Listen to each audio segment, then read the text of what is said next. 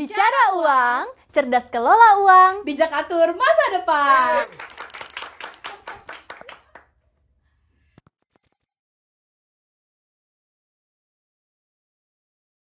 Hari ini ditemenin sama Andrea Dan Tamara. Jadi kalau misalnya kalian ekspektasi ada Elsa Makbar, hari ini sorry banget, kita yang nemenin kalian semua. ada host magang. Betul, kita freelance di sini ya. Kita akan menggantikan Elsa dan Akbar, tapi kita bakal bawa topik yang juga seru banget nih. Yes, tentunya kita akan ngobrolin masih seputar finansial, gimana caranya supaya masa depan kita itu cerah ya, Tam?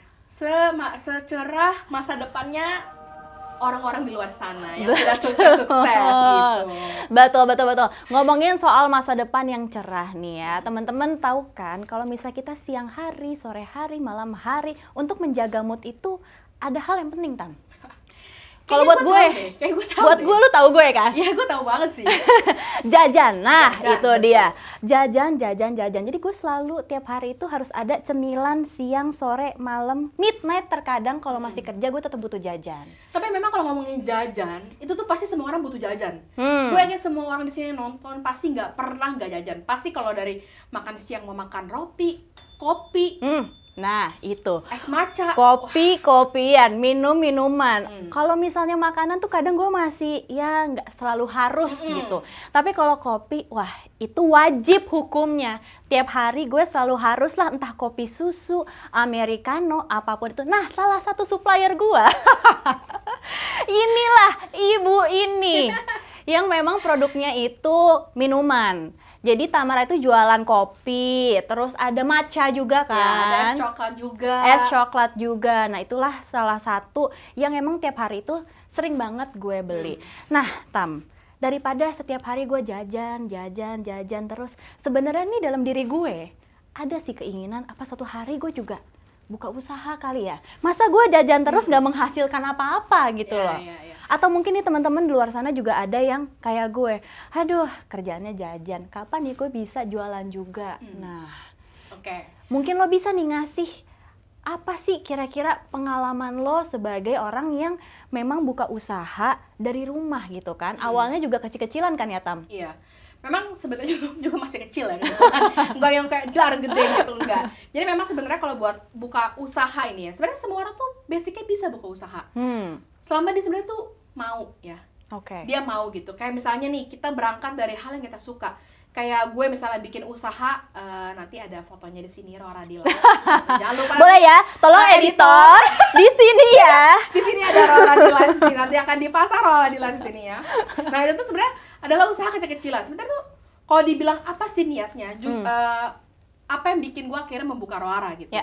Sebenarnya itu lebih kayak iseng sih. To be honest ya, to be honest. Jadi waktu itu gue sama partner gue ini, emang partner gue dulu pernah bikin kopi. Tapi bangkrut gitu. Karena memang mereka bikin itu rame-rame dan memang kayaknya gak satu kepala semua lah gitu. Nah, terus Oke. kenapa akhirnya gue nge-reach out lagi kayak, ayo kita bikin kopi aja. Tapi gue nggak mau nih nggak mau cuman jual kopi. Karena seperti yang kalian tahu ya, teman-teman pasti tahu banget kalau jual kopi itu harus ada inovasinya. Ya nggak sih? Iyalah. Karena kalau nggak ada inovasi tuh nggak ada yang bisa lu jualin lagi. Ya kompetitor di mana-mana. Betul. Apalagi mereka bisa kita bilang kompetitor lo tuh bukan usaha rumahan doang gitu ya. Kalau kita ngomongin komoditasnya tuh kopi, Banyak banget. saingan lo udah gede-gede banget Iya. gitu kan. Ada yang dari kopi teh, kopi es dan kawan-kawan. Pipi. Banyak ya sebenarnya gitu kan sayangan. Jadi kayak gue nggak mau nih cuma jual kopi gitu. Akhirnya udahlah, oke. Jadi sebenarnya kalau bilang apakah gue mau jadi seorang business woman gitu, entrepreneur, gue pengen. Tapi apakah Rora menjadi jalannya? Awalnya gue mikir enggak sih. Karena memang cuma bisnis iseng sebenarnya. Bisnis iseng yang kayak udah deh lumayan nih buat tambahan pemasukan setiap hari gitu. Jadi kayak oke lah kita bikin kopinya. Bahkan di gue sebelum akhirnya ngejual kopi, gue tuh R&D tuh, gue suruh semua orang kantor gue tuh coba. Mungkin Termasuk gue. iya, termasuk dulu gitu. Iya. Mungkin orang-orang di belakang layarnya juga sudah mencoba gitu kan. Betul, Kayak betul. gue nanya kayak ini kopi A, kopi B, C sama D, dari kalian paling enak yang mana. Jadi emang segitu prosesnya gitu. Walaupun mana cuma iseng loh sebenarnya. Iya. Tapi ternyata ketika udah dijalanin kata kayak walaupun sekarang ibaratnya belum semua orang tahu Rora gitu. Bahkan gue yakin mungkin orang yang nonton belum tahu Rora gitu. Karena memang kita masih diskret ya. Lebih kayak memang belum segede itu, tapi memang kalau dari secara penjualan tuh setiap bulan stabil aja gitu sebenarnya. Ada aja gitu sebenarnya Iya, iya. caranya. Dengan cara apa? Dengan cara kasih inovasi. Terus dia harus pintar marketingnya, pintar ngomong, power of mouth sih. Dan tentunya lo jaga kualitas juga, karena Betul. sekali aja produk lo rasanya ganti atau kualitasnya menurun, itu orang cepet banget loh notice, dan ya itu dari mulut ke mulut kan, kayak udah berubah ya Udah rasanya. kurang ya rasanya. Nah itu ya. Dan gue tipe orang yang buka bisnis itu lebih apa ya bahasanya ya, lebih Lo mementingkan kualitas. lebih mementingkan kualitas over quantity. Jadi ketika Hmm. orang tahu, oh kualitasnya ternyata enak ya, terus harganya harus dibayarkan segini, ya gak apa-apa sih, gue bayar gitu. Ya. Gitu sih kalau Tapi gue ya. sebagai orang yang minum kopi, asik. Enggak sih, sebenarnya nggak ngerti-ngerti amat ya. Tapi setidaknya gue tahu kopi apa yang gue cocok di lidah gue gitu. Nah, gue tuh bisa ngerasain kayak ini kopi berubah gitu. Dan gue adalah orang yang willing to bayar lebih Ya. untuk bisa minum kopi yang enak gitu loh. Gue mendingan bayar 15.000 lebih mahal, Ya.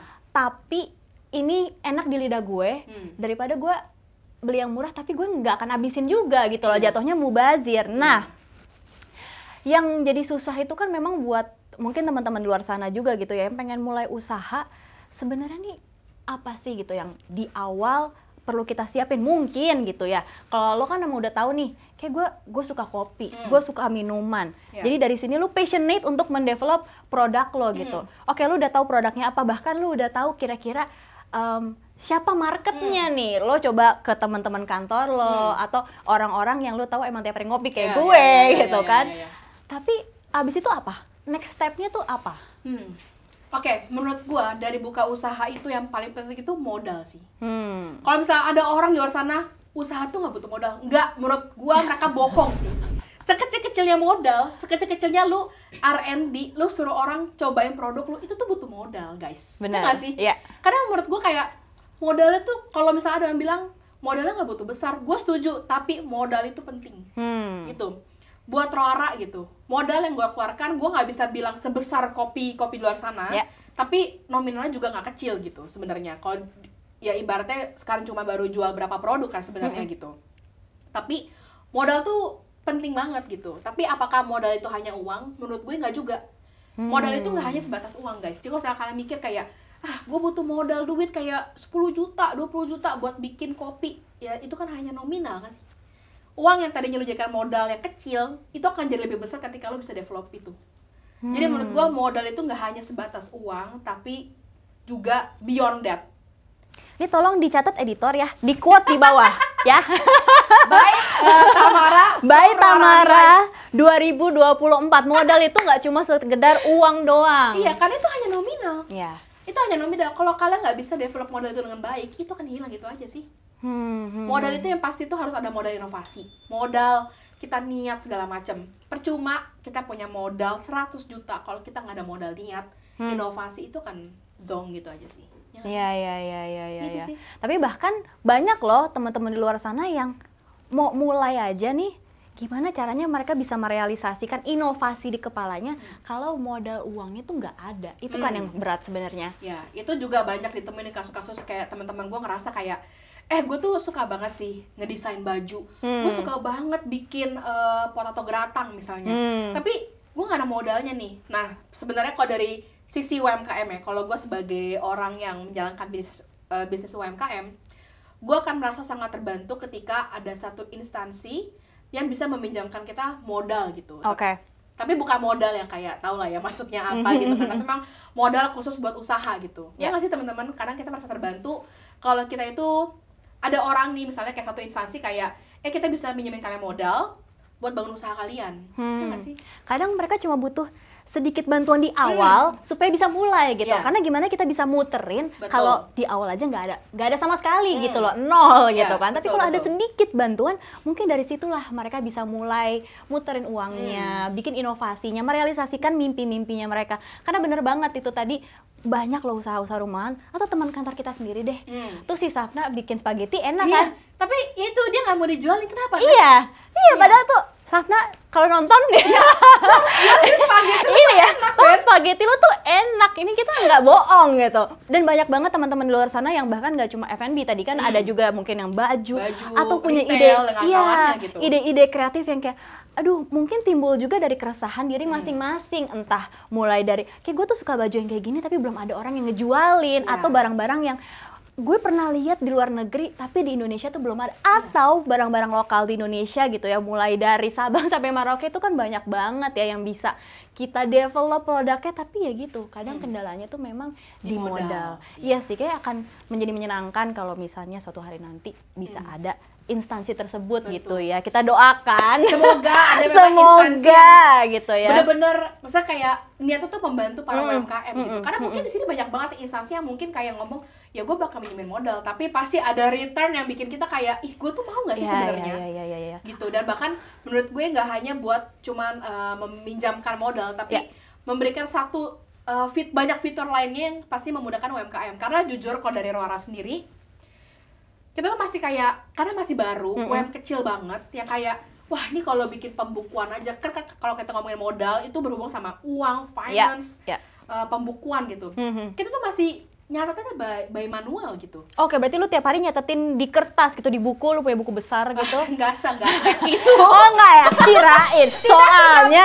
Soalnya teman-teman, kan gua kalau belanja ke warung gitu, ya apa ciki satu tulis kan 5.000 kan masih di buku gede gitu, Bu ngutang kasbon gitu, kasbon ya goceng gitu goceng kan. Ini udah dari bulan Januari noneng gitu kan. Gimana lu biasanya? Nah kalau gue pribadi, gue catat tapi tidak ditulis begitu kan, saya tidak se-gaptek itu, mohon maaf gitu. Iya. Nah tapi lebih kayak gue masih catat tuh di Excel gitu. Oke.